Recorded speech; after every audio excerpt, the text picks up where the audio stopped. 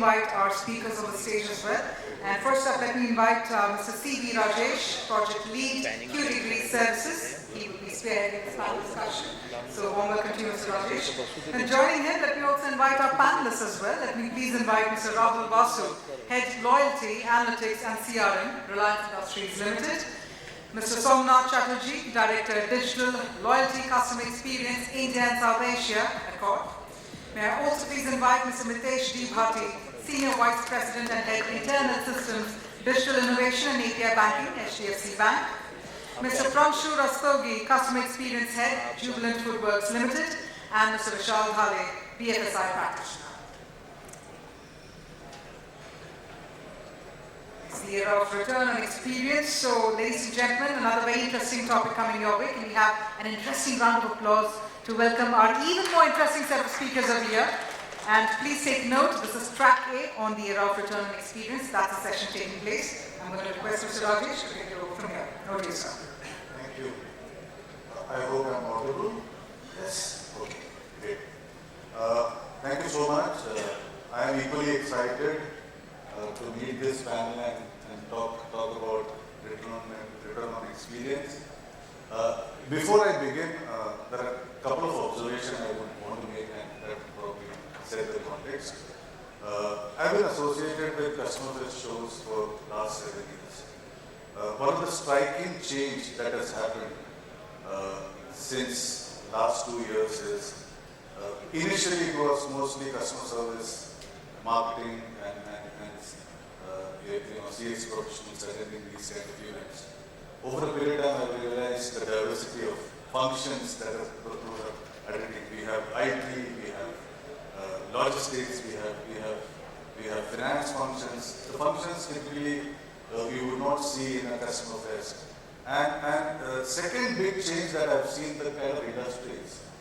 You would have typically seen a consumer business attending an event like this, and now you see a lot of B2B commodity and manufacturing companies. So that's a big change for me, which is also making it very exciting. So thank you very much. I think that is a good progress because I personally believe customer experience is a function of organization and not a function of department.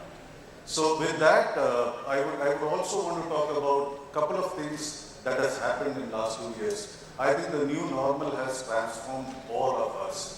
Our thought processes have changed and many people with whom I have been engaging in the last 2 years have said a couple of observations, and I thought let me kind of put that on table.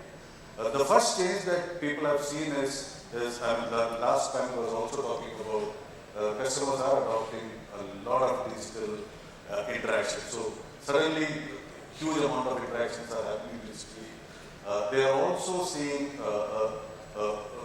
lot of investment happening on how to humanize those digital channels, and can we use data to improve user experience and personalization. So these are the things that I am picking up from the wind. Let's hear it from the panel on how that is really progressing. So before I begin, I just want to quote from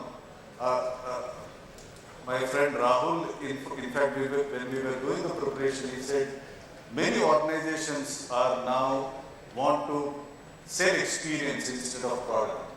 And in fact, we thought that's something that we will begin with, which will allow us to understand how this entire topic is evolving in today's era. So how is an automobile company saying that we no more sell a car, but we sell safety?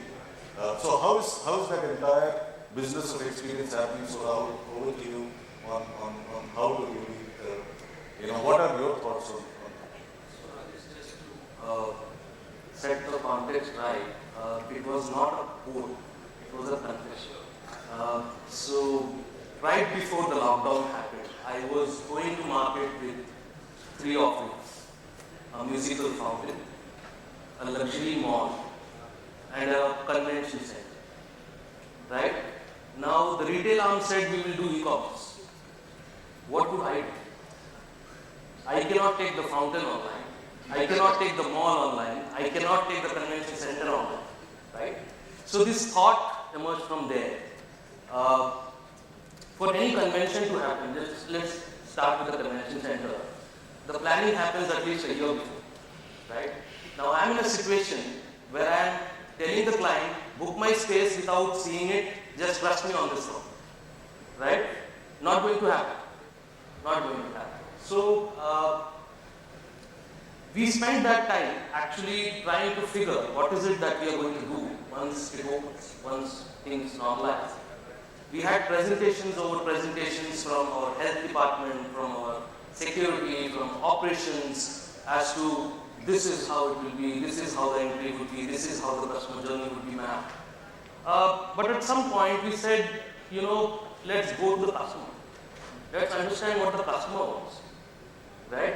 And I remember we had 15 plus group customer sessions where we asked the customer what would they like, what would it take for them to come visit the fountain, or come to the luxury mall, or come to the convention center. We understood from industry what would it take. The first thing we did was we designed a chatbot which had the capability of virtually showcasing the venue, and we spoke to the industry. Right? We got a very positive feedback. We had a human at the end of it, wherein the moment you select a venue or you select an event, there was a human who you could speak, right, and book the space. The mall, if you go to my mall today in BKC, the entire entry-exit process has been designed by the customer, not by us. Right? The customer said you would be most comfortable if the entry is designed like this, if the exit is designed like that, and that's how it has been built. We spent that time understanding the customer, and like I said, there is not intentionally, but there is an unfairly bias towards services or experiences, right? People keep thinking products. And I am talking about 3 very distinct experiences which cannot be digitized, right? So that's why I said that, it's very important that we now think what will happen to places that offer experiences. And what is it that we should consider? What I understood was, the customer wants the experience. He wants it personalized. He wants it instant. And you have to win the confidence of the customer to tell him that he is in a safe space. Thank you, Rahul. I think that's quite insightful. And I will now move on to our friend Soumonath. Before I kind of ask questions, ask your question, I have a couple of observations on the kind of work that you are doing. So, we understand hotels do wedding and you had launched something called Viva. And what was more exciting was that you wanted to display it live and you wanted to telecast it live. And you also had one of the properties getting into the space of co-working. So suddenly from hospitality you are trying to diversify and innovate your space. So keep that in mind, because we are realizing that there is a lot of innovation and thought taking place. The question that I would want to ask you is, what is the right degree of automation the brand must adopt today without losing that critical moment of truth? Because end of the day, it is the experience, like Rahul mentioned. How do you really make that happen? Thank you. Before I actually answer, I would like to thank Harish and the Kamikaze team. I think it's great to see everybody after 3 years. I think the last one happened in 2019, so it's great to meet everyone. And I think that's the vibe of the industry, right? We are a people industry, we are people serving people. So I know in the previous panel they mentioned about Ritz-Carlton and all the other luxury experiences. I think what we still feel is that irrespective of all the automation that we're doing, or irrespective of all the AI that is happening, hospitality or service industry will remain a human-powered industry. Right? That will not change. Although, of course, the pandemic has really shifted a lot of fundamentals. And as you were mentioning about, the pandemic actually forced us to really think about what we are and what our existence is. At the end of the day, a hotel is also a real estate asset class. And revenue per square feet is something that we look at. So if you are not selling rooms in the peak of pandemic, you were actually selling co-working spaces. We were selling retail spaces. And also we created something called as a virtual wedding. So you could be, and then of course, because of the pandemic, relatives could not travel. And we have our Novotel brand, which is a 5-star, entry-level 5-star hotel brand, and it's distributed across 20 locations. So we actually told the customer that you can invite your relatives across any of the Novotels or virtually attend. And we actually serve the same food. We called it Dawat. We actually give the same experience in terms of gifts and boxes, so we called it Chagul. So we actually created a Viva, which is virtual Viva. And we were very surprised that some of the Novotels which are actually located in the IT corridors or in commercial hubs, we actually started seeing weddings. We actually did weddings in an Ibis, which is a smart economy hotel. Of course, because there were regulations and restrictions of 50 pax and less, so we made the most of it. Coming to automation, I think it's very important that brands understand the degree of automation is required. At Accor, we believe that we look at both cognitive and manual processes to really identify what needs to be automated and what cannot be replaced by human or personalized experiences. A robot can never take away the warmth and the smile of a service person, right? So we are still looking at delivering automations. Of course, automation was happening earlier as well. Robots have always been there, but definitely the essence now is to focus on what can basic aspects be automated versus what can be kept as a personalization. And we've taken some examples from the airline industry, from the banks. 5 years back, we could not think of the way we today travel. But I think these are some of the things that we are looking at. Fantastic. I think it's quite interesting, how your industry has evolved in the last 2 years. I think this was one of the most attractive shows. Thank you for that. So I would now probably move to friend Vishal.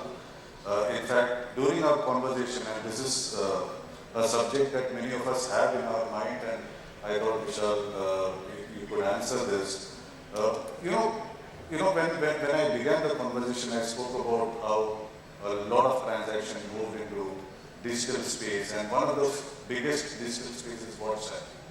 And in your organization, I believe you've done huge amount of transformation where almost millions of transactions moved to WhatsApp, and you not only started handling queries, but you also started doing segmented communication within and outside of the organization. So if you could talk about that and how value was could be of interest.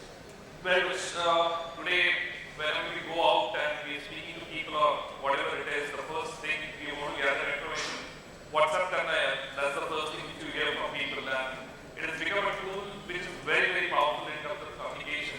And a few years back, we did the online portal where the distributors, I basically belong to financial services where we do a lot of cross-sell to the existing customers, but to the distributors. So the distributor is the first customer for us, and for him, setting up the digital journey was very, very important in terms of his first onboarding onto the program, in terms of starting the journey of selling financial products into multiple categories to the same customer. So what we realized while the portal was there, the category A and B category towns, the adoption was better. But category C and D towns, which is the hinterlands where actually the bottom of the pyramid is in terms of the distributor as well as the customer, the adoption of the web-based models, even on a mobile-friendly versions, were not so great. And that's where about a couple of years back we started this journey in terms of supporting this portal, because it was having all fantastic details about the customer, one view of the customer, and also about the distributor's dashboard and all. But WhatsApp became a very, very important tool for us in terms of communicating, in terms of what the organization is offering to them through the cross-sell initiative, what are the benefits for them. But the important thing was the onboarding journey, which was initially through the web, which the category C and D town distributors are kind of not so comfortable with. That journey, when we got into the WhatsApp through the bot system, it kind of phenomenally changed the kind of onboarding we did of these distributors, and then through the distributors, definitely the customers as well. While I was initially using the websites and definitely the call center model for onboarding these distributors onto this initiative, the conversion was typically about 10 to 15%. But when the WhatsApp initiative was started, the numbers doubled up within a year itself, and now in fact, we've parallelly invested a huge amount in the WhatsApp communication with different handles for specific communication. Because once the advisor is onboarded, he needs a lot of support in terms of, because it's a very technical product. Financial services is a very, very technical product, and it needs a lot of understanding about the product before you can talk to people in the market. So mapping those query management system through the WhatsApp, while we had a complete training module, the videos and other stuff into the web portal, WhatsApp became a very powerful tool in terms of handling queries, at the same time communicating new initiatives as well. And that's where the adoption rate of the onboarding process through the digital medium increased a lot. And as Rajesh highlighted, the quantum of business which is coming through the online piece really went up. All right, thank you for that. So now the next question is to Metessh. You've been having a great time last 2 years. So 69 million customers, 6,300 branches, and big bang mergers. So the question that I am tempted to ask you is, are you seeing brands shifting from mindset to experience mindset? And I'm sure that's of interest to a lot of us, how that is going to take place. Are we only focused towards acquisition onboarding, or are we looking at journey as a whole? How do you also do customer journey enhancement or customer engagement, while doing that? So that's something that will be good if you could explore.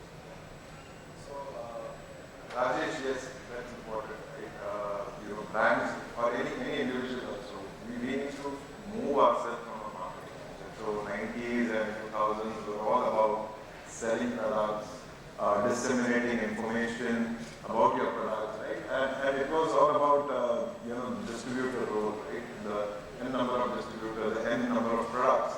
And I guess as a bank, we had our share of the best of products and the best of distribution strength that you are calling about, right? So one of the largest with near 6,000 branches all over the country, right? So that's, I said that was the marketing mindset, and I guess as a brand we did really well to crack the code of that marketing mindset, and we came up as a leader. Now the next is all about experience, right? And recently our MD also went on record and said, how can we be a tech company with a banking license, right? So we realize our role, we realize, what would be the next step. And I guess as a bank, we are moving towards it. Whether we have an AI-enabled chatbot, I guess we were the industry first to release that. So EVA, you see on the website. We also experimented with robots, so ERA was also introduced, but adoption didn't work. But we have the capability ready and we can roll out at the right time. But ERA being a bot, right? At the front end, we all do a share of experience, right? Whether a robot will work, whether this medium. See, eventually it's a medium, right? But the intelligence and the capability of ERA is still working at the back end, solving a lot of problems for us internally. So one need to understand what is this experience mindset, right? Last panel talked about being empathetic towards customer, that's given, right? But more so, customer needs a solution, right? And, rather than a bouquet of products. So that needs to be well thought of, right? So when a customer comes for a lending or a loan, he is in dire need, right? Some cash flow issue or some emergency has forced him to look at financial institutions. So can we understand his pain at that moment? Can we preempt that moment for him, right? So that's the problem today as a bank we are looking at, right? How technology or any emerging technology or our data can solve that problem. Now we need to also see how regulator is backing up, right? So all the government initiatives of account aggregator happening, democratizing customers' data, all these are powerful tools, and we are looking at how data, knowing the customer better, we can give a preemptive solution rather than a preemptive product. So you might call whether it's BNPL, whether it's CDMI, right? I guess I keep on talking about this within the bank, but and I had API banking also, where we partner with a lot of banks. How can we enable banking everywhere, but never at a bank division, right? So how can, as a bank, we step back with our 5,000 touch points and deliver the promise that HDFC has to promise on maybe any other platform, right? So we are there on Flipkart, Amazon, right? So the choice is with the customer. As a brand, we fulfill the promise to be there, right? And enabling them, supporting them on all the solutions or the touch points they want to interact with. So that's the vision we are moving forward with. You will be surprised that we have seen almost 300% growth in terms of business volume happening at the partner website and not on our portals, right? So, and I see that going up to 10-15%. Now, the size of business we do at bank, right, it's some 20,000 plus crore of PAT happening, of which today our APIs and APIs contribute near 5% of that volume, right? So most of our business are not happening on our properties. So that's a significant shift, and that's something that we need to understand as an organization. We cannot, constantly think of retention and engagement on our portal. We need to let the customer be of the choice and come together. We have all hospitality, everybody on this panel. How we can create an ecosystem where customer is given a choice. Where he wants the service. It's for the brand to fulfill that on the platform of his choice. So that's what is going on at the bank. I think fantastic. Thank you for that. So I would now quickly move to Pranshu, your food for thought. So I think before I allow you to, or I ask you the question, I think the first thing I must congratulate you is, I didn't realize it, and I only realized it of late. You are the first food company in India to launch online and mobile food delivery, right? Even much before gig economy happened, you were doing it. So the question to you is, how a brand promise is delivered in your ecosystem where multiple handshakes are happening? How do you make sure the pizza is warm when it is delivered? Hey, thank you, Rajesh.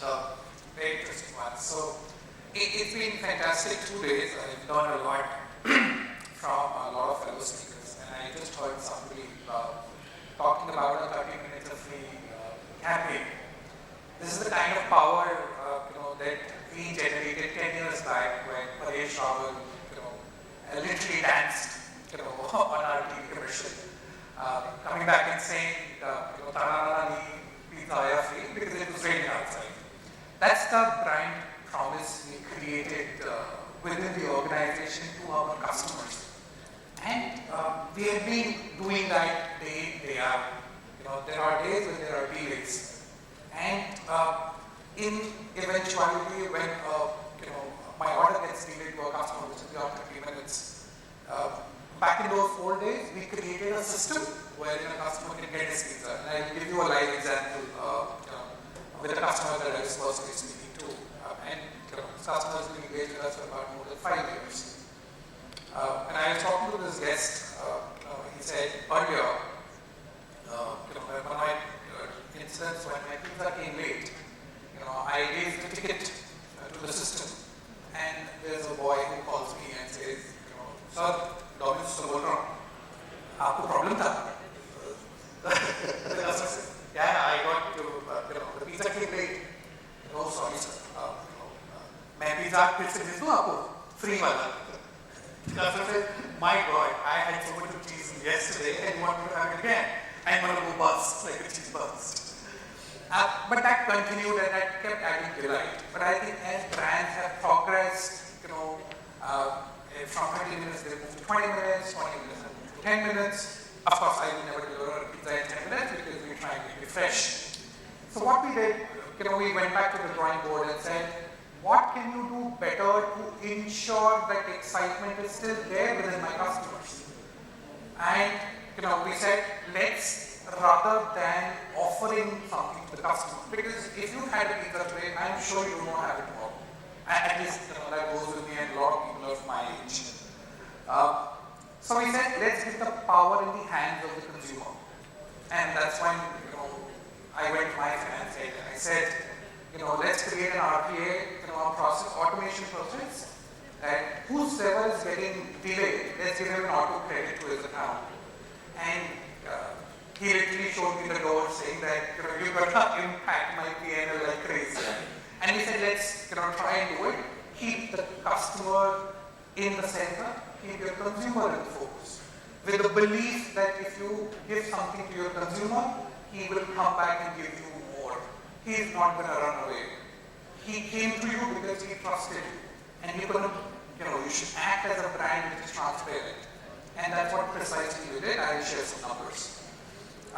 So we did a pilot, and for about 500 restaurants in India, randomly chosen.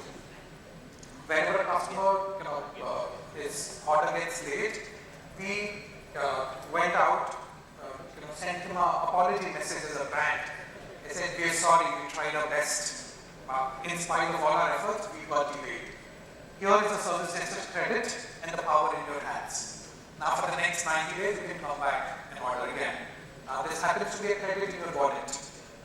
Now this is a closed wallet and happens to be a Domino's wallet, so you can't go anywhere else. So with this, the certain period of expiry, we saw consumers started coming back to us. And at the end of the project that we did, we saw a 86% return rate from our consumers. This is a number that we were not able to quantify before this. Why? Because there was a manual process involved, and it was time-taking, the clunky call made to the consumer. Second, and which happens to be KPI for almost all the CX leaders here, the NPS, the Net Promoter Score or the CSAT score, both of them, they jumped by about 14 points for those users who you've given a bad service, but you were able to recover on time, and you gave him a delight. From a revenue standpoint, you gave him free credits, and the next time he would come back, we saw a 1.5x of the ticket price that he used to spend on us. So in my platform, if he was spending 500 rupees, he was spending 800 rupees. Why? Because he knew that I had 300, 400 free sitting in my wallet.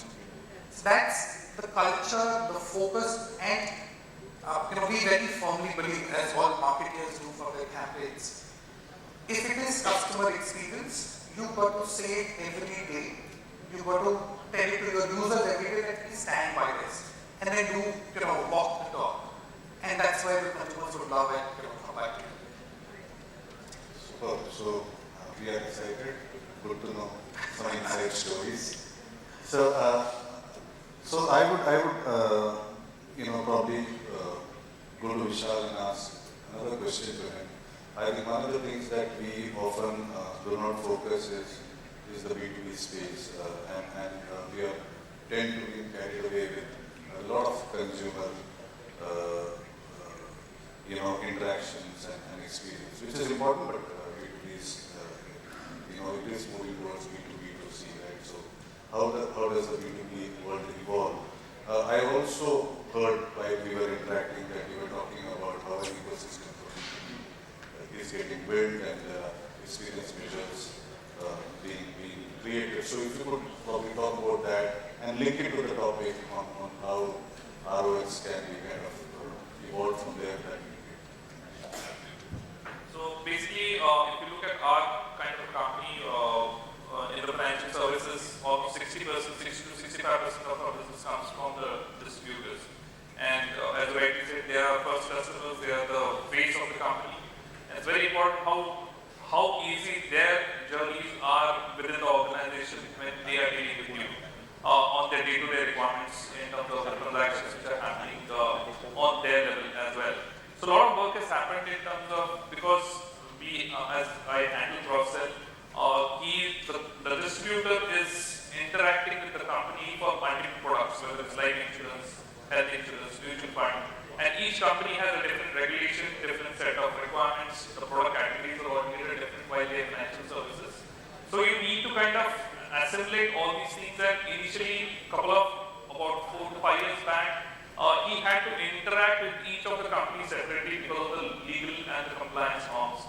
Through the digital platform, we were able to kind of consolidate all these journeys into one platform and one portal where you could see a dashboard of all the companies he's performing with within the organization under the brand umbrella. And then what are the kind of single view of customers he can see. That was a big wow for the distributor, because if one customer has taken 2 or 3 products, he doesn't have to log into 2 or 3 different portals or maybe websites to kind of see the data. So that was a big wow, and we took it to the next level through analytics, where we said, now this is a customer who is visible to you through this one view. Now, through back-end analytics, through the demographics and the previous purchase behavior, there is a new business opportunity you can try out, and we kind of make it visible to them on this portal as a I would say, pop-up coming on to when he logs onto the system. And there we have seen he's been happy because he's getting a back-end analytics support from the company. And this helped during the pandemic time where there were not physical meetings, and he was sitting at home, and these kind of needs helped him in terms of reopening the door with the existing customers, talking to them about the new possibility of the new product. And we also introduced a technical thing where he can actually co-browse with the customer. So at times, this being a financial product and keeping away from the customer had to do a bit of digital journey on his own through the websites. And at times, as the previous panel also said, at times the customer might get stuck. Maybe it's a connectivity issue, maybe it's understanding issue of some technical terms. We created a co-browsing opportunity also for the distributor, where the customer logs in. Parallelly, he, with the approval from the customer, he can also log in, and he can see the views of the screens which the customer is going through. That helped a lot in terms of managing the distance calls which were happening, which were not happening in physical mode. And the customer also was happy that though the distributor is not, the advisor is not sitting in front of me, he is helping me through the co-browsing opportunity to fill the form, get it completed on time, and avoid any issue. So that created a big wow. And what we saw, while the initial quarters we were badly hit, but the later quarters, while the pandemic was still on, with this kind of support, the advisor engagement with the customers were better, and we were back in volumes pretty fast. So I think this kind of digital journey and that experience at the distributor level really helped us. And as you know, this industry, the distributor actually is working with multiple brands. It's not working with one company, it's working with 4 or 5 companies. So if you are able to give a better platform which can give a better customer experience, the more the distributor will come back to you, and that's where your market share really goes up. Thank you for that. So I'll come back to Soumonath. I was quite impressed with a couple of experiences I had with your website. So when I was going through your website, I had 2 experiences. One, it spoke about health to wealth and well-being transformation. So I said, I know about process transformation, I know about experience transformation. Now we are talking about well-being transformation, right? So I thought maybe I will ask a relevant question to towards that. And when I was closing the browser, it asked me a feedback. How do you do that? I mean, when you're closing a browser, it is asking how was your experience. While I saw a feedback on the side, and I was quite amazed. And I thought, as a consulting professional, taking feedback at that juncture could be, prudent. The question that I really want you to address is, post-pandemic era, we are trying to do things all over again. How do you find the balance between contactless and high-touch experience? Just a quick word on, I think, health to wealth is something that Accor has, really outlined for the future, the immediate future. We're talking about 360 degrees, so not only our employees, whom we actually call artists, they do work from the heart, and they are all artists by their own, stretch of imagination. It's also for our investors, it's also for our owners, partners, as well as customers. So it's a 360 degree, and amongst all the international hospitality companies, Accor has really taken the mantle to, the sustainable processes and ESG. So I think that's also core, at the heart of health to wealth. Apart from the mental wellness, that has really, been the cornerstone for any employee today post the pandemic. So I think every employer is looking at that. Feedback, definitely, we look at feedback very, very minutely. We look at feedback all across the customer journey map. And I think feedback and customer listening is something that we have really championed over the last 3 to 4 years. As all brands work on an omni-channel strategy, whether it's our third-party websites or agents or our own direct websites, social listening is something that we really look at. And we've seen that with social listening and real-time feedback, customer advocacy goes up by almost 30%. So that's been always at the backbone, and we're trying to find every opportunity to capture feedback. In terms of contactless and in-person, I guess the industry has been really, hit very badly with the pandemic, because hospitality industry generally is a very high-touch industry. We can't think of having social distancing with the customer whom we really want to serve. And all the attributes of, a chef making a dish, a housekeeper making a room, F&B, personnel serving at your table, or a bartender making a drink.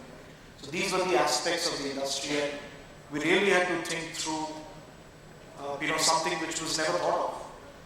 How do you become contactless where your business model is not, or in touch? We learned very quickly. Accor rolled out a very, very stringent cleanliness and hygiene protocol called All Safe, which was really appreciated by our customers. That gave them the confidence to come back to our hotels. Because of course, we realized through the pandemic that life is of the most important aspect. Put aside your money, put aside all your capital that you have. Having said that, we went through a lot of touch points, which we made contactless. Of course, the payment, our initial check-in, check-out processes. We actually introduced something called as the Accor key through our app. So you could actually activate your room key, your access to meeting points, all those, the virtual hybrid meetings that we did. We also did something through our QR code. So when we actually used to, educate our customers checking in for signing up our loyalty, we did that through our QR codes. And today, 70 to 80% of our loyalty enrollments are actually happening through our QR codes. But now, with the pandemic hopefully in the rearview mirror, we feel that brand experience needs to take the center stage again.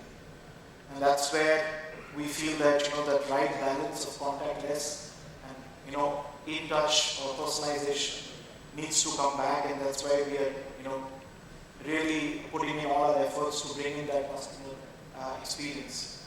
well beyond the hotel stage. That's where we feel that we will be connected with our customers even if they are not staying with us through all the experiences and the benefits that we are giving to our audience. Thank you. I think that's interesting. So I'll quickly now come to Rahul. In fact, we would want to understand from you what is customer thinking today and how has the whole consumer behavior evolved and changed. I mean, you work on the backdrop of digital first world, so how do you do that? What we have noticed, like I said, we had a lot of customer interactions before we started, and we got a lot of buffer time. The pandemic helped us in a way in trying to figure out what the customer really wants and try to re-engineer our processes rather than telling the customer to go our way. We would rather re-engineer ourselves to go the customer's way. Never has health and safety been at the topmost priority for the customer as it is today, right? So the first step in getting back the customer to your premise was giving him enough confidence that we care for you. Even before we give you the experience, we will ensure that you are safe. And we will make a process where you and your family can come within a safe circle and have the same amount of experience at the same level, without having to change the experience at all. Individual journeys were marked, right? And we realized how many touch points do we have. So we were talking about contactless.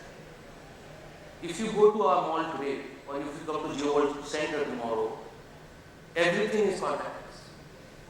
Right from your parking, to your F&B, to your bill payments, to your everything is contactless. Right? So we have technology, and I'm sure there is, and it gives you a lot of data. Right? It gives you a lot of data. It gives you a lot of personalization opportunities for the customer. The customer today, earlier sessions, I was hearing a lot of discussion about personalization. I get amazed when in today's age people talk about whether personalization is essential or not. If you take my case, the moment I read "Dear Sir" /customer /guest, you have lost me there. I do not care what you have written beyond that. Right? So this gives you a lot of opportunity using technology to personalize. Today, let's discuss the journey for GeoWorld Center. Right? I know that I identify you with your car plate number. There is a technology for that. I know that you like to park at parking level 3. There is a technology for that. I know that you like to first have your coffee and then enter the retail precinct. I know that after retail precinct you go to my F&B precinct and have dinner. If you think back, there are 6 moments that I could have personalized experience with. Right? So each journey today, the customer expects today, like someone very famously said, right? The customer doesn't care how much you know about him unless you show him you care. Right? It's not about you having data, it's what you do with that data. I think very important. Thank you for that. I think it's quite insightful, and I would quickly come to Pranshu. What I want to know, and this is very important from our perspective, journey versus touch points. That's one of the debates that's happening today. While the jury is out, but how to balance it is the question. Rajesh, on journey versus touch point, if somebody was to ask me, you're trying to create a divided world for my customer.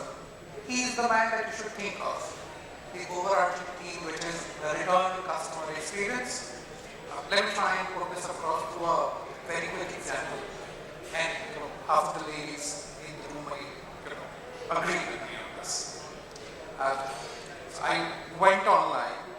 I wanted to do some cosmetic shopping, and I am an Indian customer. I am a discount seeker, and I like to get free products. There was a midnight sale of Google, buy one get one offer. Now I went online. I added stuff to my cart, and when I was checking out to understand that have I got my free product, I realized the marketing or the market here moved up. but it cannot exceed beyond 200. Now I pretend, it's 1 plus 1. I bought 10 products. I wanted 10 more products at my home. Did not happen. Fair enough. I'm a discount seeker. I'm an investor. I went ahead and I broke the cart into 10 different orders. And okay, voila. I placed my order. It did come to my home. But when I did feel good. But as a customer experience practitioner, I was feeling bad. Why? Because I just violated ESG, environmental sustainability. Right? Nobody even talks about it today. There are some pockets who start talking about it, but as a CX leader, you can actually influence that. 30 years down the line, what kind of planet will we give to our children? The customers will start refusing it if you do not take care of it today. There will be a time they'll refuse that you do not, really care about my planet. Why would I care about you? Moving on, the items got delivered to my home by 3 different courier boys, different packaging. So, of course, they burned a lot of fossil fuel to come to my house. Plastic wasted in packaging. Where it could have been done in one. Finally, when the order got delivered, I saw that there are, this is cosmetics that we're talking about. I saw 5 products were nearing the expiry. How am I supposed to do? I can't really put up everything to out and say, products are expiring. So again, a friction, and it was a bad experience. I went back and I said, what do I do? I couldn't find a touch point to reach the customer service section. So I googled XYZ, what's your customer service number? I got number, I called up, there was a clunky person. I keep calling voice, people who are on voice, and it's clunky too because their wire doesn't work. He's either too loud, either too shy to speak to. He doesn't smile at the back of the phone wherever he is at.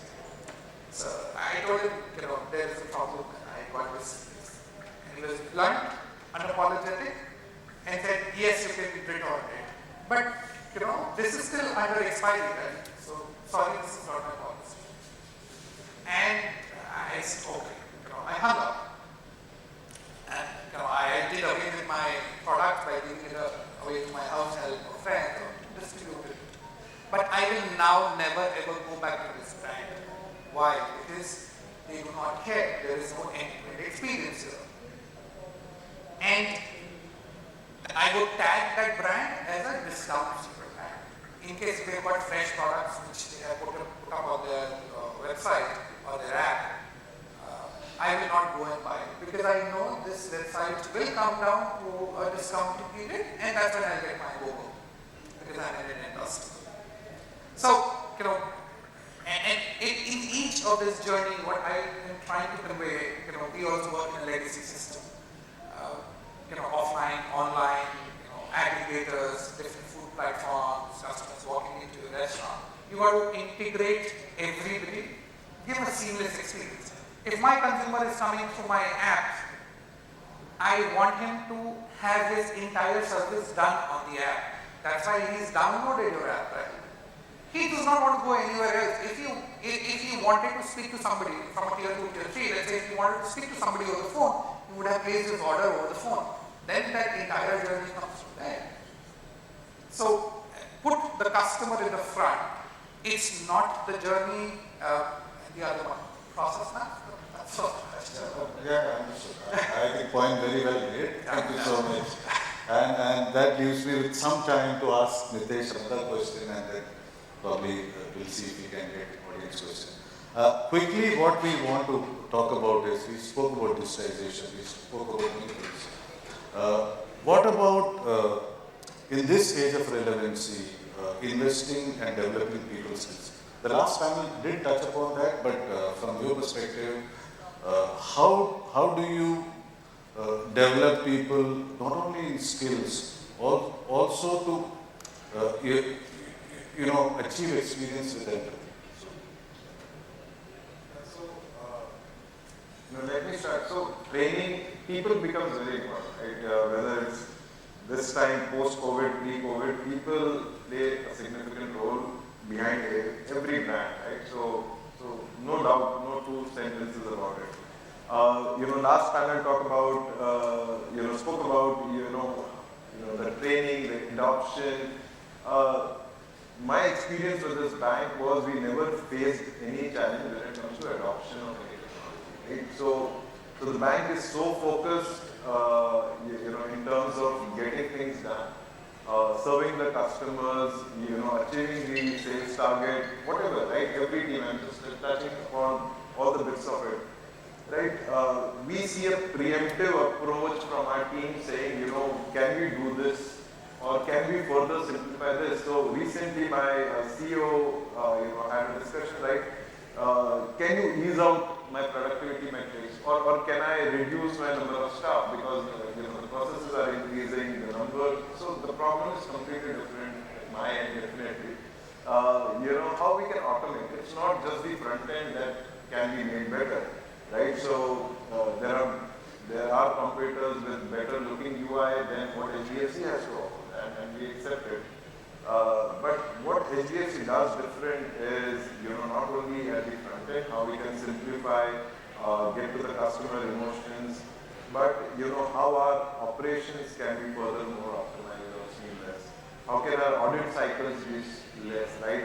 How can we go paperless, right? How can we achieve those things which actually delights the customer, right? So we are cognizant there are a number of banks who can serve you, but how we can take a step ahead in saying, we will at the minimum time, with the minimum rate, with the rest of the products, and a trust where you can rely on, right? So, and give the same experience on a third-party platform at the same time, right? So it's a circle, right? So we bring in the learning happening maybe on Amazon or Flipkart, where consumers are taking our products.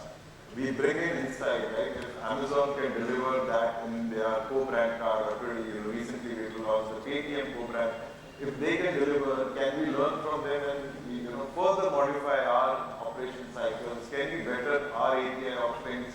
And it's nothing to do with competing with Paytm or Amazon or Flipkart. It's about being a better brand, being a better trust ambassador to our customer.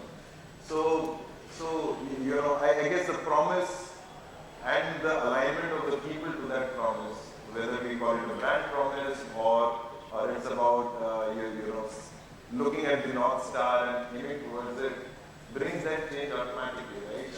If you hear our MD again, he talks the same language, our branch talks the same language, and it's a demand and a supply issue, right? So we want to serve so much that our branches eat on. So we have a sales experience team also, who looks into digital technologies and come up with solution and reaches out to our team saying, can we adopt something in AI? Can my data solve so issues? Because the kind of problems we are facing at the front end is humongous, right? So I guess the culture and training of the people at the same time is absolutely important.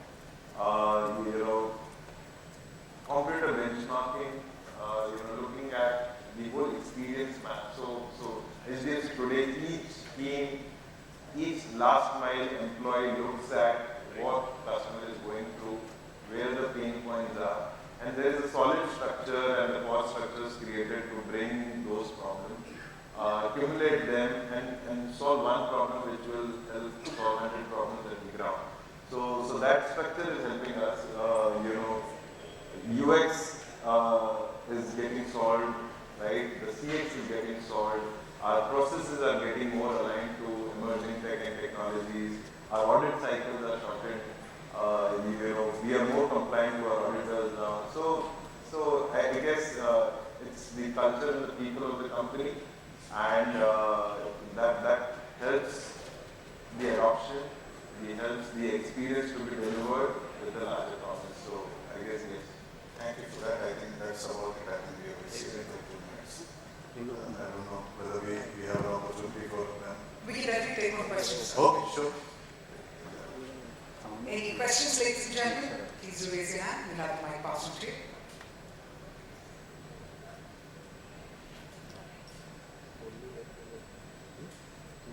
Good.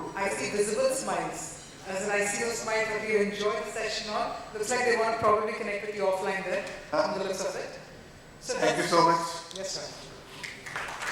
All right. On that note, I'm going to request all our panelists to please remain on the stage. And if I can please request Mr. Rajesh to please present the mementos to all our panelists as well.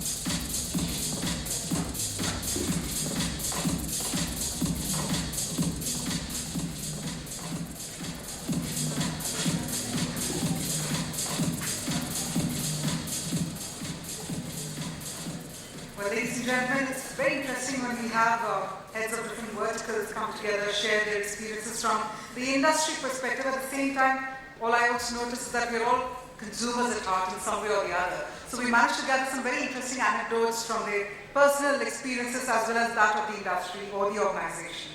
So now what we're going to do is get up for our final two panel discussions, but after a quick tea coffee break. So what we're going to do, take a 15-minute break. We're going to open up these panels.